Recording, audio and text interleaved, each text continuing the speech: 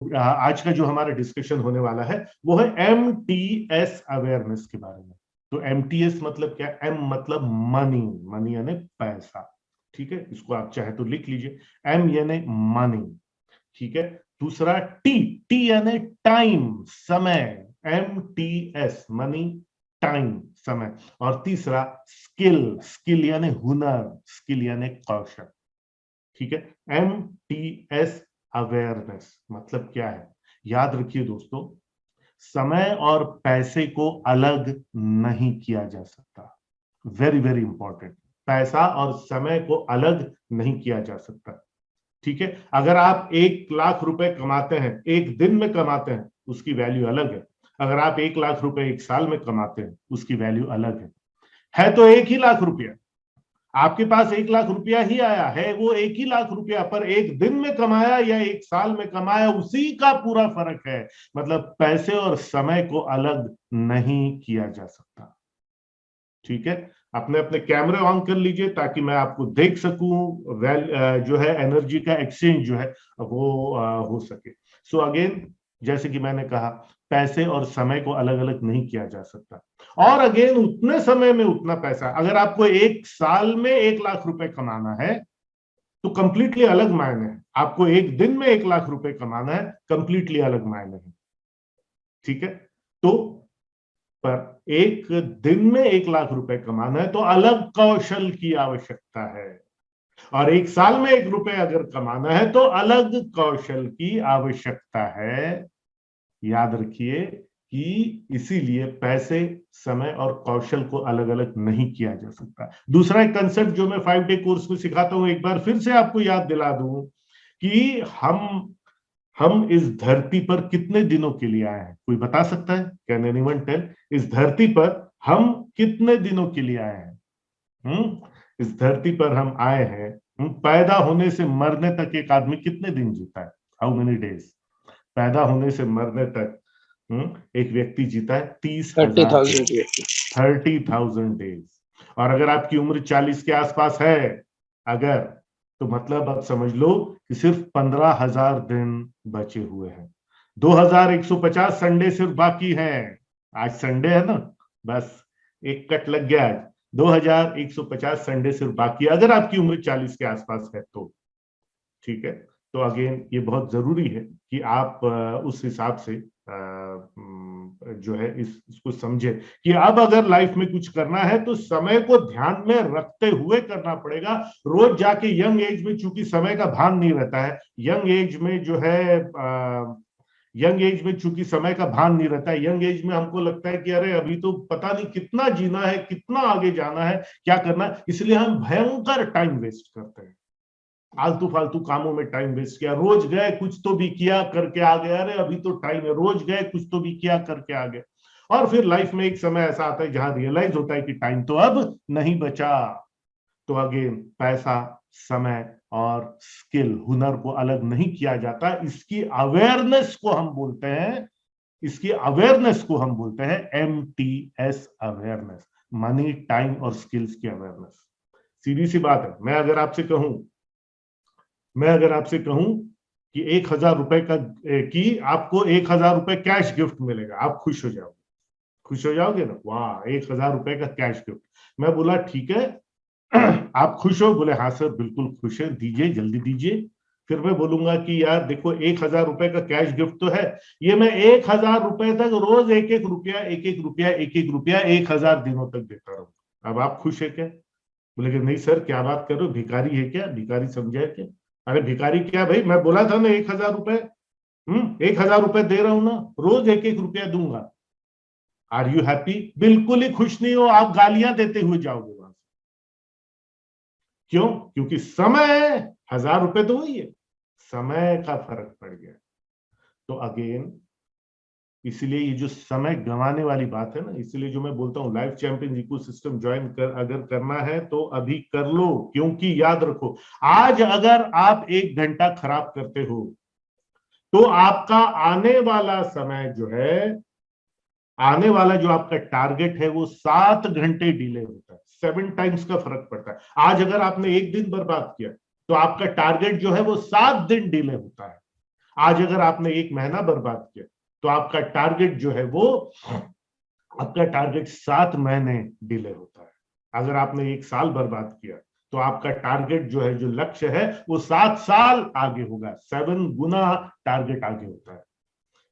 क्यों ऐसा क्यों होता है? क्योंकि आज आपने जो टाइम वेस्ट किया, आज के दिन को यूटिलाइज नहीं किया, अब कल का दिन, कल के दिन में कल के मामले हैं, कल के लफड़े, तो आज का एक जो ये किया पूरा का पूरा कल नहीं होगा। कुछ पिछले दिन का जो पेंडिंग है वो कुछ करोगे, अगले दिन का कुछ पेंडिंग करोगे, अब दोनों दिन का पेंडिंग रहा, अब तीसरे दिन का काम भी आ गया, 2 दिन का पेंडिंग पेंडिंग वाला भी है, उसको करोगे। इससे पूरा निजात पाने में हमको 7 दिन लग जाते हैं, पूरा उसको पटरी पर, पूरी गाड़ी को पटरी में लाने पर। आप होता है ना, अभी कहीं 4 दिन ट्रैवल करके आते हैं तो क्या हालत हो जाती है फिर आकर के बिजनेस में, राइट? तो अगेन इशू यह है कि अगर हम ऑटोमेट नहीं करते और सब कुछ हमारे ऊपर है, इसीलिए ग्रोथ इतनी डिले हो जाती है। और इसीलिए ये MTS अवेयरनेस जो है, इसको समझना बहुत बहुत बहुत जरूरी है, ठीक है? सो अगेन इस बात को ध्यान रखना कि अब समय उतना ज्यादा नहीं है जितना पहले हमको लगा करता था, और जिस हिसाब से टेक्नोलॉजी, मार्केट, प्रोडक्ट, सर्विसेज सब कुछ बदल रहे हैं, हमको टाइम वेस्ट करने की तो कोई इजाजत है ही नहीं। टीम के माध्यम से सब काम निकालना है। तो इसी अवेयरनेस को डालने के लिए ये जो चार्ट था, जो अभी आपके सामने आपको दिख रहा है, ठीक है, कि अभी आप 1 साल का, 3 साल का और 5 साल का, अभी आप सिर्फ एक टारगेट लिख लें, ठीक है? ये MTS अवेयरनेस यानी रणनीति, ठीक है? हाँ, कितने स्पीड से जाना है, क्या क्या अब हमको फोकस करना है, ठीक है? T20 मैच में कितने रन बने ये मायने नहीं रखता, कितने ओवर में वो रन बने वो मायने रखता है, ठीक है? आप जाते ही पूछते हो, अगर किसी ने आपको बताया, आप जाके पूछते हो भाई क्या स्कोर है, क्या स्कोर है? किसी ने बोला 56 बन गए, अच्छा अच्छा वेरी गुड, 56 बन गया, तुरंत आपका अगला सवाल क्या रहता है? कितने ओवर में बने? आप पूछते हो कि नहीं? तुरंत पूछते हो कितने ओवर में बने। और कोई अगर बोले 4 ओवर में 56 बन गए, वाह वाह, गुड गुड गुड, 4 ओवर में 56 बन गए, ठीक है। पर वही अगर कोई बोले 18 ओवर हो गए, 56 रन बने, वही 56 रन का कोई वैल्यू नहीं अगर 18 ओवर में बने हैं तो।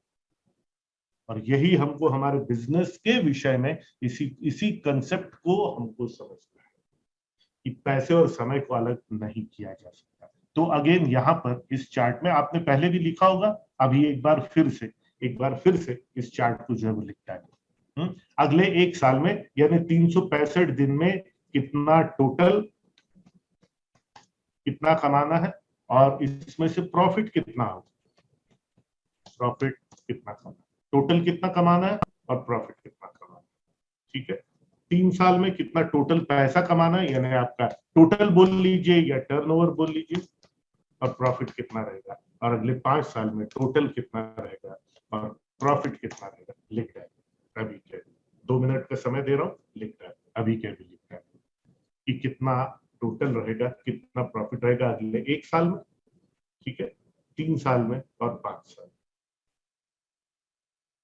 1 साल में कितना कमाएंगे, नेचुरली अगले 3 साल खत्म होते तक हर साल आप कितना कमाएंगे वो अलग रहेगा, आपका प्रॉफिट, ग्रॉस प्रॉफिट वो अलग रहेगा, और 5 साल का। तो टाइम और मनी ये हमने लिख लिया सबने।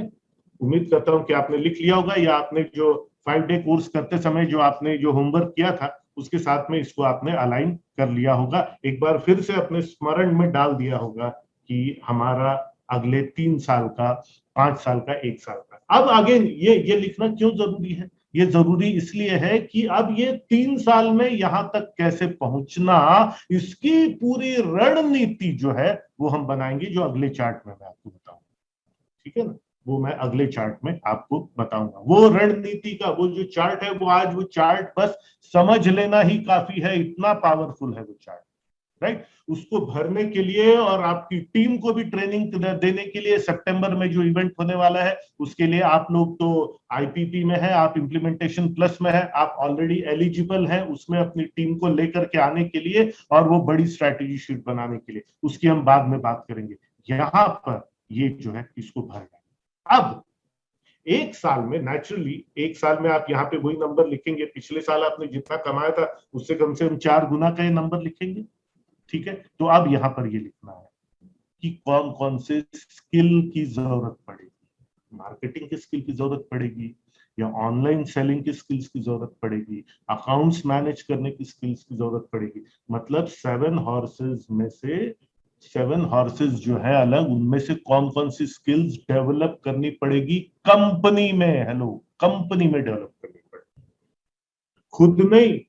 याद रखिए, एक एंटरप्रेन्योर, एक बिजनेसमैन खुद सब कुछ नहीं करता, खुद सब कुछ नहीं सीखता, वो लोगों से काम करवाता है, लोगों को सिखाता है या बाहर से सिखाता है ताकि कंपनी में वो काम हो सके। यहां पर मैं कंपनी स्किल्स की बात कर रहा हूं, आपकी स्किल्स की बात नहीं कर रहा हूं।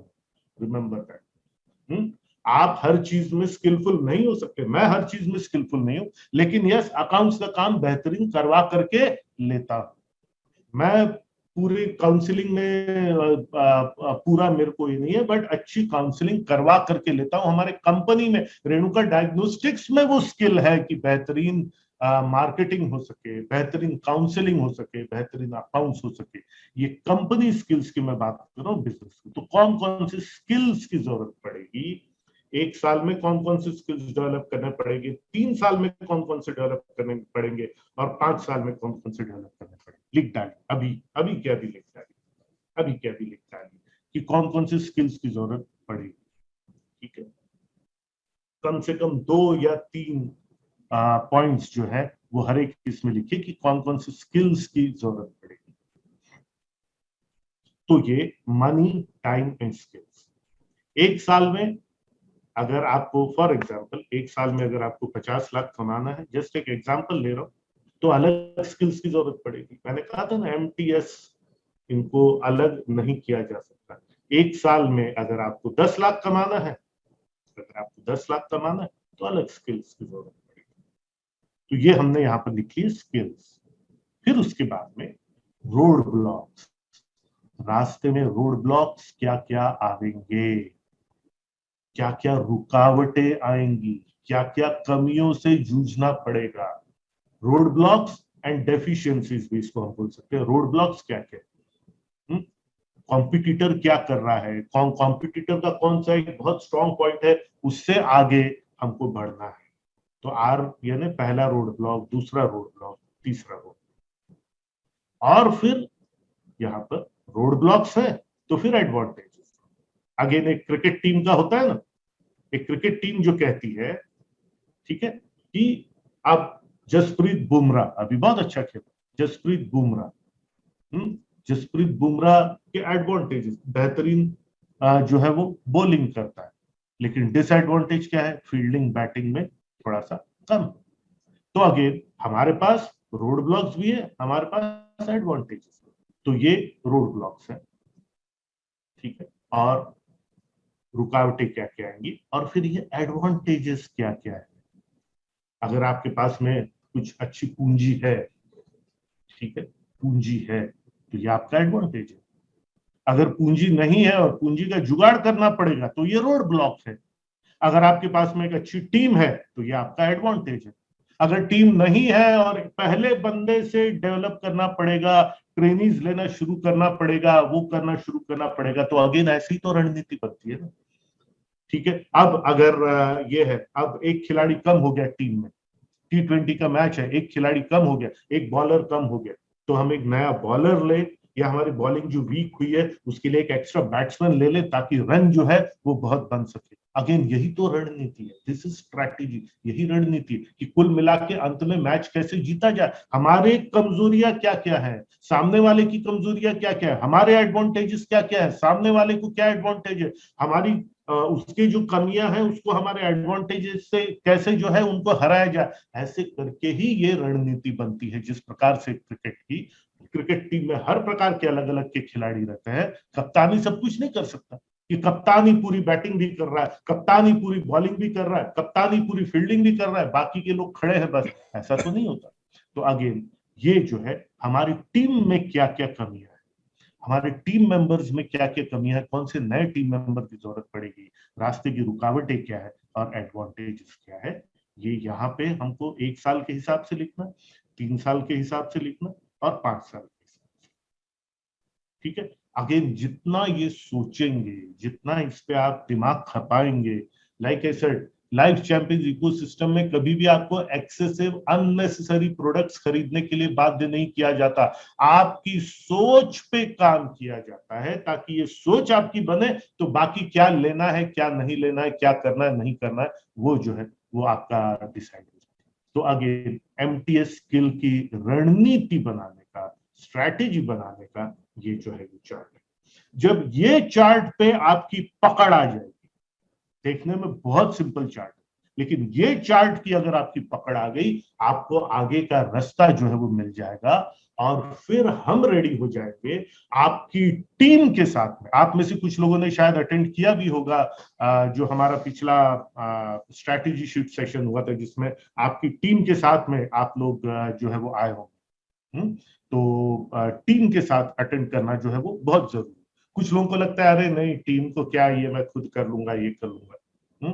तो अगेन आपने देखा होगा, अगर आप उस स्ट्रैटेजी शीट सेशन में, उस स्ट्रैटेजी शीट सेशन में अगर आप बिना टीम के आए होंगे, तो आपको समझ में आया होगा कि वो स्ट्रैटेजी शीट का क्या हुआ, वो स्ट्रैटेजी सेशन का क्या हुआ, आप खुद ही समझ रहे हो।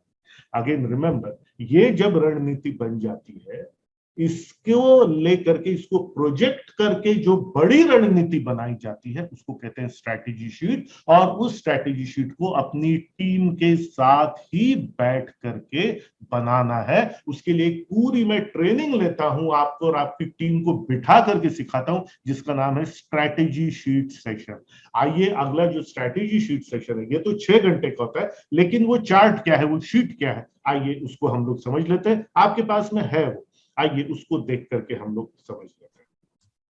तो चलिए अगले चार्ट की तरफ हम लोग आगे बढ़ते हैं, और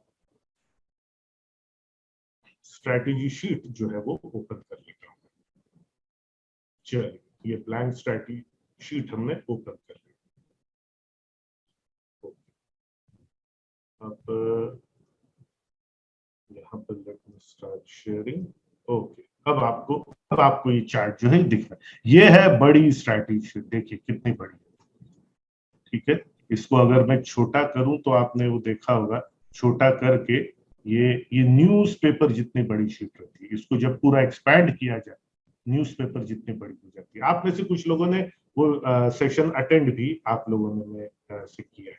अगेन इस शीट को किस प्रकार से भरा जाता है ये सब यहाँ पर जो है आप अपनी कंपनी का नाम लिखेंगे, और यहाँ पर यहाँ पे कंपनी का नाम लिखेंगे, और यहाँ पर कंपनी का लोगो यहाँ पे कॉपी पेस्ट करेंगे, आपकी कंपनी का जो लोगो।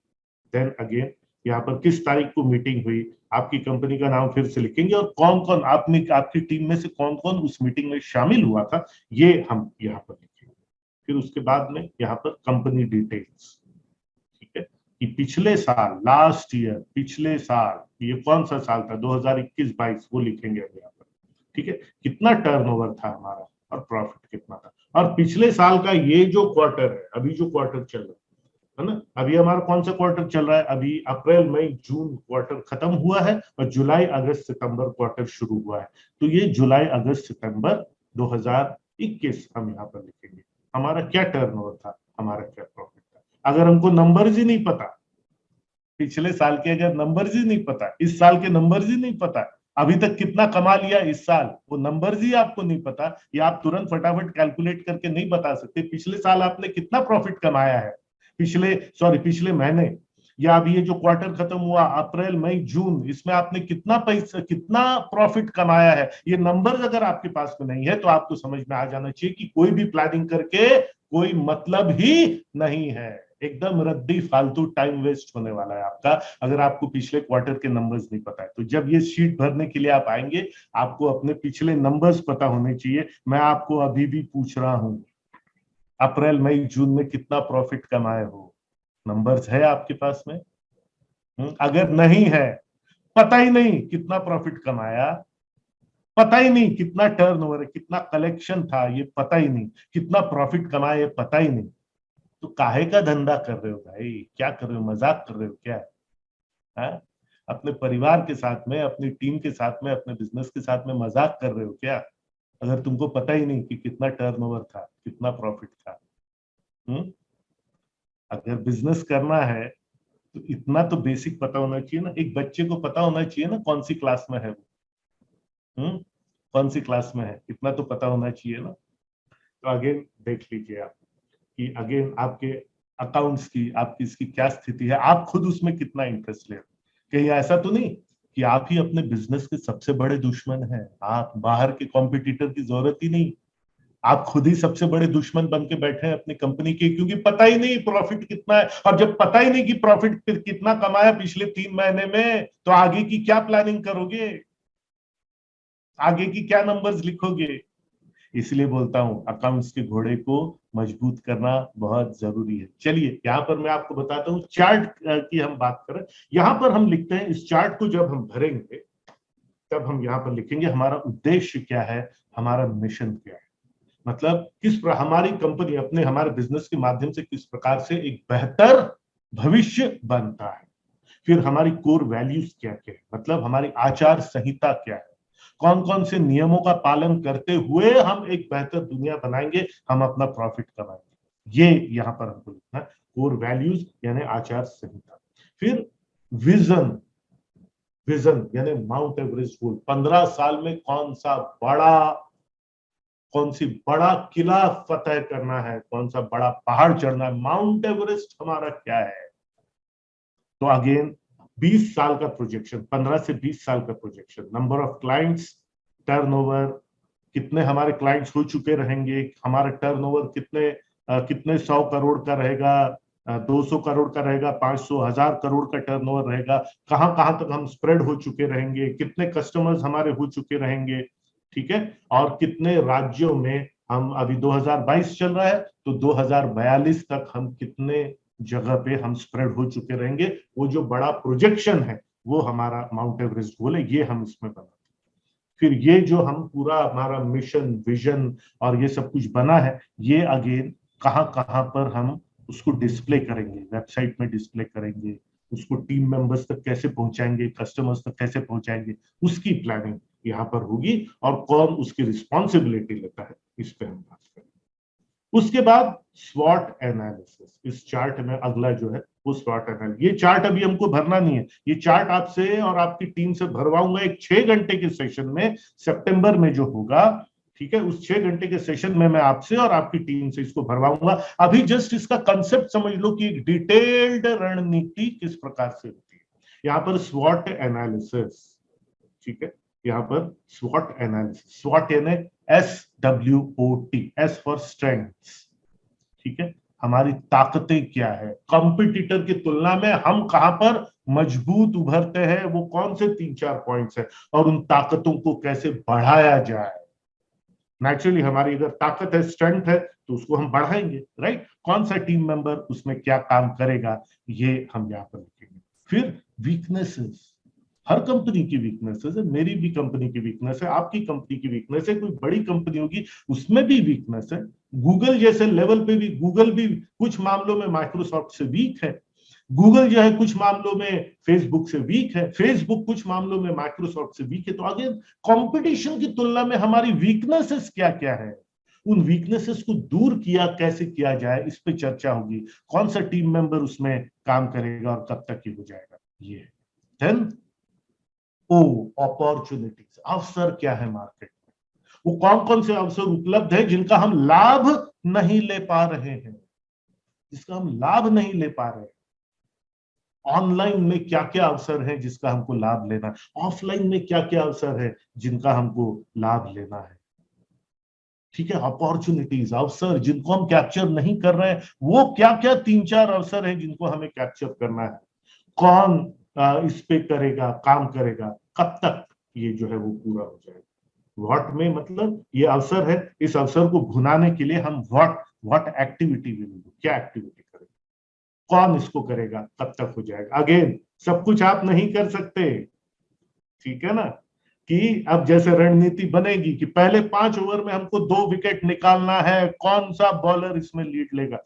कोई पूरा कप्तान पूरी बॉलिंग पूरी विकेट कीपिंग पूरा ही नहीं कर सकता, पूरी टीम बैठ करके डिसाइड करती है। इसलिए स्ट्रैटेजी शीट मीटिंग में टीम को लेकर के आना कंपलसरी है। अगर आप इसमें अकेले आते हैं तो कंप्लीटली यूजलेस है। जैसे आप में से कुछ लोग जानते हैं, अकेले आ गए थे, कुछ सीनियर लोग अकेले आ गए थे स्ट्रैटेजी शीट मीटिंग में। अकेले आने के 2 रीजन हो सकते हैं। नंबर 1, उनमें उतना दमखम ही नहीं है कि टीम को बुला सके, टीम ने साफ मना कर दिया कि हम नहीं आएंगे, है ना। आपकी लीडरशिप की पावर कितनी यहाँ पे समझ में आ गया। या दूसरा, ये मूर्खतापूर्ण फीलिंग कि नहीं नहीं टीम की जरूरत क्या है, मैं बैठ के पूरा बना लूंगा। वो आपने पूरा खुद बनाया, उसका क्या हश्र हुआ ये भी आपको समझ में आ गया। पूरा टाइम वेस्ट हुआ आपका। क्यों? क्योंकि टीम को इन्वॉल्व नहीं किया, या टीम को बुलाने की शक्ति ही आप में नहीं है। वो मालिक है और आप नौकर बन गए हो। आपने उनको कहा आने के लिए, वो नहीं आए, और फिर भी आप उनको ढोके चल रहे हैं। और बिजनेस में ग्रो करना है, अपने आप को बिजनेसमैन बोलते हैं, लीडर है आप, समझ लो क्या चल रहा है। कहीं सबसे बड़े दुश्मन अपनी कंपनी के आप ही तो नहीं है। बहुत जरूरी है। थ्रेट्स, अगेन थ्रेट्स, खतरे क्या क्या है, खतरे क्या क्या है, कॉम्पिटिटर का क्या खतरा है। अरे ये आप नहीं जान पाएंगे, ये आपकी टीम बताएगी। ये आपके, अगर आपकी R&D टीम है, आपके कस्टमर से बात करेंगे तो आपको पता चलेगा कौन कस्टमर क्या कर रहा है, कौन सी नई चीज आ रही है, क्या हो रहा है, कौन सी नई टेक्नोलॉजी आ रही है, कौन सी नई टेक्नोलॉजी हमारे धंधे को खल्लास कर सकती है। थ्रेट्स क्या क्या है, खतरे क्या क्या है, जो आगे चल के हमारे धंधे को सीरियसली अफेक्ट कर सकते हैं। उसके लिए क्या करना, कौन करेगा, कब तक ये काम हो जाएगा, ये वाला हम यहाँ पर भरेंगे, ठीक है। उसके बाद फिर चीजें जो है, हम आते हैं हमारा 3 साल की रणनीति। 3 साल में, 3 साल की यहाँ पे डेट लिखेंगे, कितना पैसा चाहिए, कितना प्रॉफिट चाहिए अगले 3 साल का। ये आपने ऑलरेडी लिखा हुआ है, वहां पे लिखा हुआ, उसी को यहाँ पर उतारना। अब अगले 3 साल में अगर इतना पैसा कमाना है तो अब उसकी रणनीति बनाएंगे। कौन कौन से नए प्रोडक्ट्स लाने पड़ेंगे, इसकी प्लानिंग, इसकी चर्चा करेंगे। कौन कौन से नए सर्विसेज लाने पड़ेंगे, या कौन कौन सा प्रोडक्ट सर्विस मिक्स हमको लाना पड़ेगा, कौन से नए टीम मेंबर्स हमको लेकर के आना पड़ेगा, ठीक है। कौन कौन से नए ऑफर्स और स्कीम्स हम लेकर के आएंगे, कहाँ कहाँ पे हम एक्सपैंड करेंगे, या इसके अलावा भी और क्या आइडियाज है टीम के पास में, ये सब हम यहाँ पे करेंगे। कौन कौन इसमें योगदान देगा, कौन कौन सी टीम इसमें, टीम मेंबर्स इसमें योगदान देंगे, कौन क्या काम करेगा, कब तक ये काम हो जाएगा, ये हमारी अगली 3 साल की प्लानिंग जो है ये रहेगी। अब ये 3 साल में अगर ये अपने को करना है, तो अगले 1 साल में इसमें से, ये 3 साल में से कौन कौन सा अगले 1 साल में हो जाना चाहिए। तो अगले 1 साल में कितना, क्या डेट है, कितना पैसा कमाना है, कितना प्रॉफिट कमाना है, कौन से नए, इस अगले 1 साल में कौन से नए प्रोडक्ट, नए सर्विसेज, नए स्कीम्स, ऑफर्स, नए टीम मेंबर्स लगेंगे, और कहां कहां तक हम स्प्रेड करेंगे, एक्सपैंड करेंगे। अगले 1 साल की प्लानिंग, कौन सा टीम मेंबर क्या करेगा, कब तक ये काम हो जाएगा, ये 1 साल की प्लानिंग। 1 साल में ये करना है, तो अभी इस क्वार्टर में, अभी जो क्वार्टर चल रहा है या जो क्वार्टर आने वाला है, उसमें क्या क्या करना है। तो अगेन यही जो है 1 साल का, 3 साल में ये करना है, तो 1 साल में क्या हो जाना चाहिए, 1 साल में ये अगर हो जाना चाहिए, तो अगले क्वार्टर में क्या क्या हो जाना चाहिए, उसकी प्लानिंग हम यहाँ पर करते हैं। तो दोस्तों, अब ये समय आ गया है, अब ये समय आ गया है, इसको आपको अभी नहीं भरना, पर इसको बार बार डेली पढ़ते रहिए, समझते रहिए, ताकि आपको समझ में आए कि ओके, इस प्रकार की मेरी रणनीति आगे चल के बनने वाली है, इस प्रकार की रणनीति बनने वाली है, राइट। और अभी आपको काम किस पे करना है, जो पिछला चार्ट जो मैंने आपको बताया था, इस प्रकार से। यही एकमात्र तरीका है ग्रो करने का, यही एकमात्र तरीका है टीम को इन्वॉल्व करने का। याद रखिए, आपको लगता है कि मैं अकेले जो है ये सब पूरा कर लूंगा, एक रत्ती आप कुछ नहीं करेंगे। कर पाएंगे की तो बात दूर, आप कुछ करने वाले हैं नहीं। क्यों? क्योंकि आप येलो जोन में अगर घुसे हुए, ये सब, ये टिपिकल रेड जोन का काम, वर्किंग ऑन द बिजनेस का काम है। लेकिन अगर आप वर्किंग इन द बिजनेस में सुबह से शाम तक घुसे हुए हैं तो फिर ये वो भी बिना टीम को इन्वॉल्व किए, अगर आपको लगता है कि ये सब हो जाएगा, ये नहीं होगा, फिर आप रोज जाएंगे कुछ तो भी करके वापस आएंगे, फिर अगले दिन जाएंगे कुछ तो भी करके वापस आएंगे, हफ्ता निकलता है, महीना निकलता है, साल निकलता है, और ऐसा करते करते ही 40 के आसपास की उम्र हो गई और कुछ खास हासिल नहीं हुआ। राइट? तो आगे ये एक सोच है, जैसे कि मैंने कहा, एक अवधारणा है, ये एक कंसेप्ट है कि समय का सदुपयोग किस प्रकार से किया जाए। ये जो 20 ओवर हमको बैटिंग करने के मिले हैं, इसमें कहां तक हमको पहुंचना है, कौन से टारगेट का पीछा करना है, ये 20 ओवर जो मिले हुए हैं उसके लिए रणनीति की आवश्यकता होती है। जाके खेलो रे खेलो, तुम खेलो अपना मस्ती में, ऐसे में नहीं होता है। राइट? तो ये दो चार्ट्स हमने आज डिस्कस किए हैं। ठीक है, मैं उम्मीद करता हूं आपके लिए, कुछ लोगों के लिए नई चीज होगी, कुछ लोगों के लिए रिवीजन होगा। आप में से जो लोग इसकी रिकॉर्डिंग देख रहे हैं, ठीक है, उनको मैं बता देता हूं कि अगेन इसको जो है पहला चार्ट तो आप भरिए, दूसरे चार्ट में टीम को इन्वॉल्व जरूर कीजिए, और सितंबर में जो हमारा ये होने वाला है उसकी आपको निश्चित रूप से डेट दी जाएगी, सब कुछ दी जाएगी, आपको टीम को लेकर के आना है। ठीक है, और ये रणनीति से ही हम किसी भी क्षेत्र में, सिर्फ बिजनेस में ही नहीं, लाइफ में भी कुछ करना है, लाइफ में भी कुछ करना है। अगर हमको एक डिग्री पूरा करना है, 3 साल में डिग्री पूरा करना है, तो भैया ठीक है, 3 साल में मुझे B.Com करना है, तो चलो ठीक है, 3 साल का बन गया। अब अगले 1 साल में जो परीक्षा होगी, 1 साल में मुझे क्या करना है, पूरा सब कुछ इसी हिसाब से चलता है।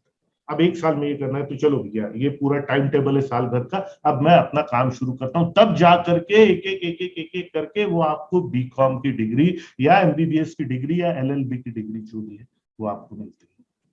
रोज जाकर के कुछ तो भी क्लास अटेंड करके आके नहीं होता है, जब तक एक पाथवे ना रहे, टारगेट ना रहे, रास्ता ना रहे, स्ट्रैटेजी रणनीति ना रहे। मैं उम्मीद करता हूं ये अभी आपको समझ में आया होगा। अब आपके अगर कोई सवाल है इन दो चार्ट्स को लेकर के, तो वो हम लोग कवर कर सकते हैं।